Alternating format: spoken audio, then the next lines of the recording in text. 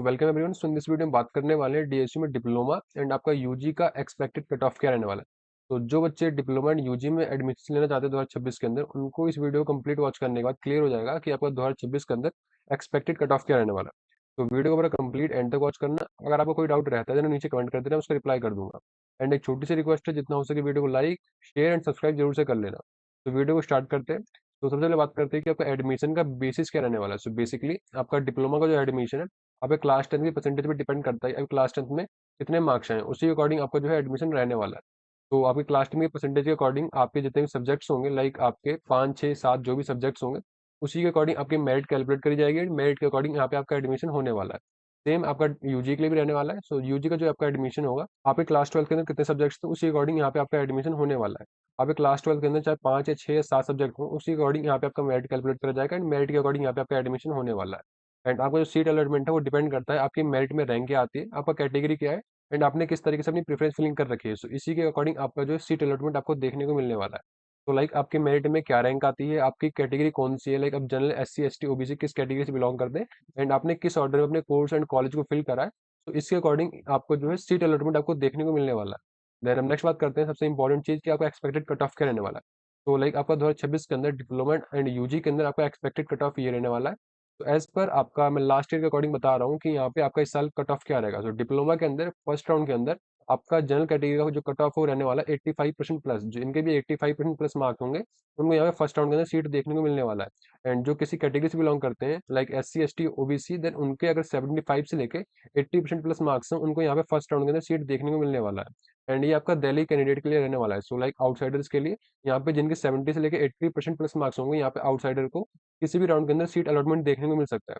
And like जो बच्चे Delhi candidate है, उनका सेकंड राउंड में जिनके 75% प्लस मार्क्स हैं, उनको यहाँ पे सेकंड राउंड में जनरल कैटेगरी को अलॉटमेंट देखने को मिलने वाला है। एंड जो बच्चे रिजर्व कैटेगरी से बिलोंग करते हैं, उनका 60 से लेकर 75% प्लस कट ऑफ रहने वाला है। एंड लाइक थर्ड राउंड के अंदर मीन्स आपका लास्ट राउंड जो रहेगा, उसमें जनरल कैटेगरी का 60% प्लस कट ऑफ रहेगा। एंड जो बच्चे किसी कैटेगरी से बिलोंग करते हैं, उनका 50 से लेके 55% प्लस कट ऑफ रहने वाला है।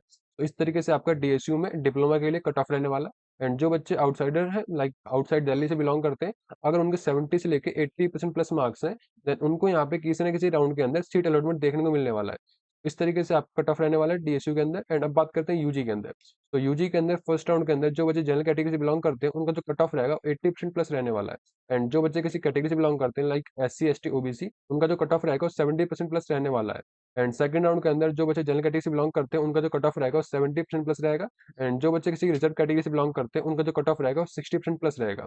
एंड थर्ड राउंड के अंदर यूजी में आपका जो कट ऑफ रहेगा, वो 60% प्लस वाले बच्चों का अलॉटमेंट देखने को मिलने वाला है। एंड जो बच्चे किसी कैटेगरी से बिलोंग करते हैं, उनका जो कट ऑफ रहेगा 55% प्लस रहने वाला है।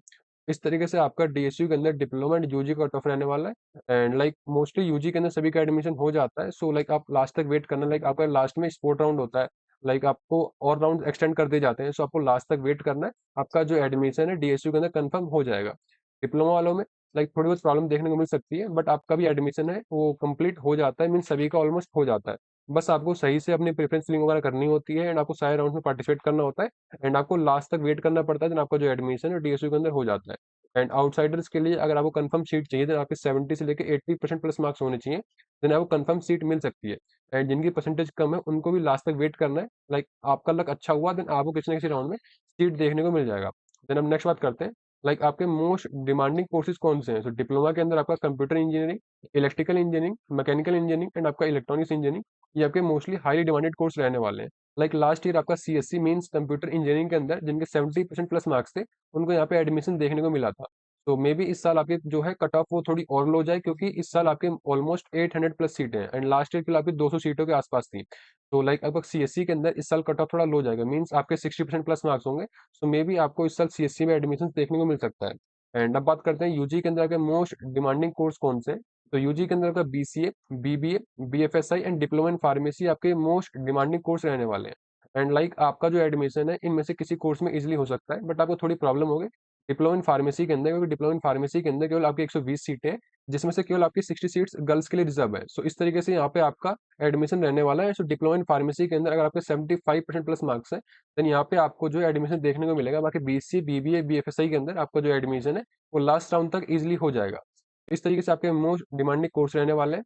एंड अब नेक्स्ट बात करते हैं, लाइक आपको किसी राउंड के अंदर सीट अलॉटमेंट हो गई, सो लाइक आपको सीट मिल चुकी है, देन आपको नेक्स्ट क्या करना पड़ेगा? सो लाइक अगर आपको सीट मिल जाती है, देन आपको नेक्स्ट अपनी सीट को फ्रीज करना पड़ेगा, मीन्स आपको सीट कंफर्म करना पड़ेगा। एंड अगर आपको सीट पसंद नहीं है, देन इस केस में आपको जो सीट मिली है, आपको उस सीट को सिक्योर रखना है एंड आपको नेक्स्ट राउंड में पार्टिसिपेट करना है। देन इस केस में आपको फ्लोट करना पड़ेगा। एंड इन केस आपको जो सीट है मिली है वो पसंद ही नहीं है, आपको नेक्स्ट राउंड में पार्टिसिपेट करना है, एंड जो आपको सीट मिली है उसे रिजेक्ट करना है, देन इसलिए आपको अपग्रेड करना पड़ेगा। तो ऐसे आपके ऑप्शंस रहने वाले हैं। आपको अगर सीट मिल जाती है, तो इसमें से आपको कोई ना कोई एक ऑप्शन सिलेक्ट करना पड़ेगा। एंड इन केस अगर आपको कोई ऑप्शन सिलेक्ट नहीं करते हो, देन आपका जो एडमिशन है वो कैंसिल हो जाएगा एंड आप सारे राउंड से बाहर हो जाएंगे। लाइक इन केस अगर आपको सीट मिलती है, देन आपको किसी ना किसी ऑप्शन को सिलेक्ट करना पड़ेगा। एंड अगर आपने अपनी सीट एक्सेप्ट कर ली है, देन इस केस में आपको अपनी फर्स्ट सेमेस्टर की जो फीस है वो पे करनी पड़ेगी। तो इस तरीके से आपका सीट अलॉटमेंट के बाद आपका प्रोसेस रहने वाला है। तो आई थिंक क्लियर हो गया होगा। देन नेक्स्ट बात करते हैं, लाइक आपने सीट एक्सेप्ट कर ली, देन आपको अपनी फर्स्ट सेमेस्टर की जो फीस है वो पे करनी पड़ेगी। आपको अपनी फर्स्ट सेमेस्टर फीस पे करने के लिए 3 दिन का टाइम मिलेगा, एंड इसके बीच में आपको अपनी फर्स्ट सेमेस्टर फीस पे करनी पड़ेगी। लाइक फीस पेमेंट करने के बाद आपको फिजिकली जो आपको कैंपस अलॉट हो रखा है, वहाँ पे अपने डॉक्यूमेंट्स ले जाके वहाँ पे डॉक्यूमेंट्स वेरीफाई करने पड़ेंगे। डॉक्यूमेंट्स वेरीफाई होने के बाद आपका जो एडमिशन है वो टीएसयू के अंदर कंफर्म हो जाएगा। तो इस तरीके से आपका जो पूरा प्रोसेस रहने वाला है। एंड लाइक आपका लास्ट में एक स्पोर्ट राउंड होता है। तो स्पोर्ट राउंड जो खाली सीटें बच जाती हैं उनको फिल करने के लिए करा जाता है।